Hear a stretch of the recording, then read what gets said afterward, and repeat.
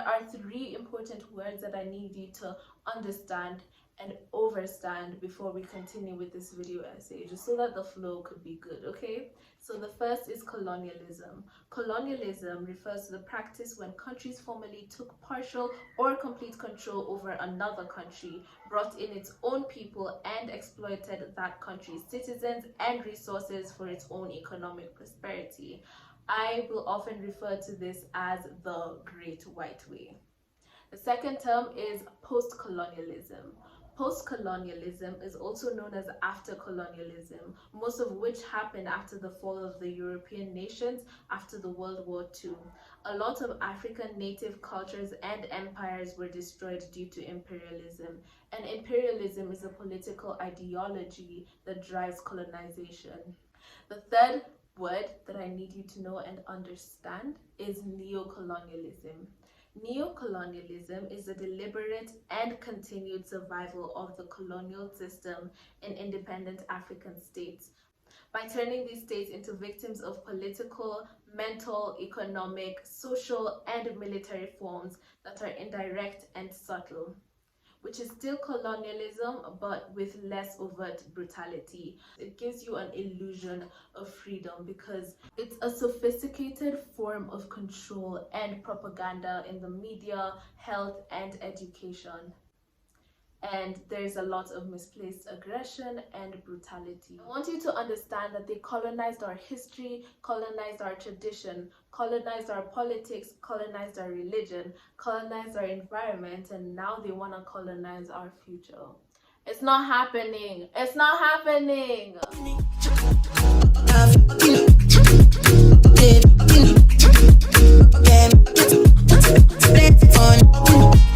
Grand rising, good afternoon, good evening, and good night, everyone. Hey, my name is Nyasaina, and I hope that you are ready for a very fascinating history lesson. Today, I will talk about Africa's environmental history. I will convey African spirituality and ecological knowledge before colonization.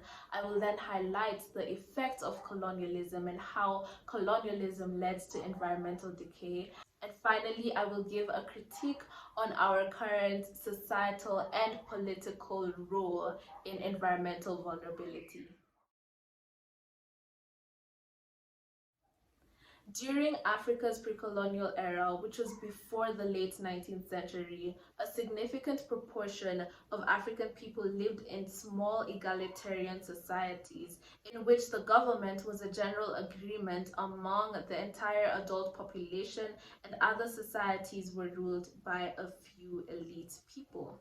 Most human-induced environmental disasters did not exist in Africa prior to colonization, mostly because African communities had conservationist values and attitudes about the environment. There were and still are a lot of diverse communities and landscapes in which African livelihoods depended on for wisdom, direction, and so much more. They relied on nature and used their architectural knowledge to extract resources from their environment in order to build beautiful, massive, extraordinary homes. They used a lot of fables that celebrated nature and wildlife. Most African communities practiced eco-spirituality, which is the belief that humanity is a part of nature and does not own nature. People had the spiritual duty to be environmental stewards and not to conquer the environment like the Western mentality. An example of a group that had this ontological reference is the Bantu people. Nature helped the Bantus to preserve their relationships with the gods, deities, ancestors, spirits, humans, animals, plants, mountains, trees, and rivers. There was no separation between self and nature because nature was divine and sacred, therefore it was protected from pollution. There were obviously no plastics and chlorofluorocarbons that were aimlessly used and discarded all over the place. According to Polycarp A. Ikonobe, by the way, shout out to my homegirl IBK for helping me out with the pronunciation. I hope I got it right, and if I didn't, please comment down below. But Polycarp A. Ikonobe is a professor of many types of philosophy, like many many types of philosophy, and he's also a professor of Africana philosophy, and he stated that many of these traditional African values, ways of life, and the moral attitudes of conservation were destroyed by the exploitive ethos of European colonialism and modernity. So as you can see, Africans were very sensitive to the external world. They had abundant sources and bodies of ecological knowledge that helped them survive in all of these diverse landscapes.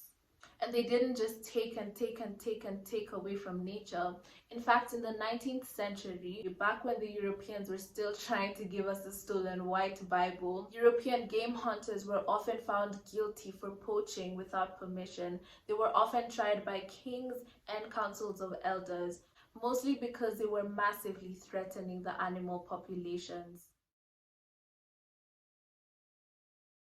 A huge part of colonization led to environmental decay, and many African historical studies have equated environmental degradation to the post-colonial era and the colonial era. The colonial era led to various environmental concerns such as extinction of wild animals and poaching. The predatory characters of settlers hunted wildlife for trophy, and this led to the extinction of the quagga and the blue antelope. The quagga was a subspecies of the zebra. They were hunted for trophies, some were transported to European zoos. Blue antelope, also known as a blue buck, was hunted to extinction in the 18th century. Many times they hunted these animals for trophies, like just for fun. Just for fun. You run out and you rat-ta-ta-ta-ta animals all around. Soil erosion and agricultural deterioration. Due to racial oppression, they forced hunters and gatherers into small village settlements so that they could create area for the white settlers to live. They often did this through greedy and very dehumanizing ways. And by forcing all of these hunter and gatherers into small village settlements, there was a lot of soil erosion in these African reserves because of overpopulation and overgrazing. Exploitive mining. When African farmers were literally sitting on gold mines, European settlers came and invaded their land, forced them to start digging up so that they could go underneath and get them some gold, get some juice from the motherland. Let's not forget the slave trades. The transatlantic slave trade and the East African slave trade caused a lot of ecological devastation, and many times this was famine. There was water scarcity and drought in so many areas, mostly because the colonizers came in and took over the water fountain. This is literally one of the most anti-human actions. Actually, the most anti-human actions was when they came in and grabbed resources that were essential for human survival and natural survival. You know, the great white whale. All this environmental exploitation, environmental degradation, and ecological decay was a result of inhumane, exploitive, and egocentric colonization. The invasion and division of Africa began in the 1870s at the Berlin Conference, and countries gained full independence in between the late and early 1900s. So in the 110 years until all African countries gained full independence, there was an evident lack of human coexistence with nature, and unfortunately, this colonial legacy continues to live on. So time for accountability. Natural disasters and human-induced catastrophes are increasing on the African continent. The age of rapid climate change, financial hindrance, and corruption has also led to complex humanitarian and environmental outcomes. The colonial legacy of environmental neglect is mostly faced by communities that are disadvantaged by environmental and economic loss. This is true for all African countries where people from lower socioeconomic circumstances will experience the effects of environmental vulnerability before people from higher socioeconomic advancements. So now I'm going to mention a few examples of these human-induced environmental disasters. Annual flash floods that destroy housing and infrastructure in poor neighborhoods as a result of poor drainage systems and overflowing dams. Droughts also lead to agricultural loss, and livelihoods of farmers are gravely affected. There is massive destruction of the rainforests across the continent. This affects animal habitats, rainfall patterns, and causes a lot of ecological distress. Deforestation also has an impact on seasonal floods. Poaching of elephants for ivory, poaching pangolins for their scales, and the wanton killing of wild animals and harvesting their body parts. This illicit trade market boomed in the early 2000s because of Asia's demand for ivory and dead African animals. And unfortunately, the growing Chinese neo-colonialism is literally a dance with the hyenas. So it's not making it easier for the anti-poaching efforts. Water pollution. The pollution of rivers and lakes across the continent is mostly caused by plastic pollution, waste disposal, and leaching of fertilizers. Agricultural fires, soil erosion and degradation, overexploitation of living resources, plastic pollution, air pollution.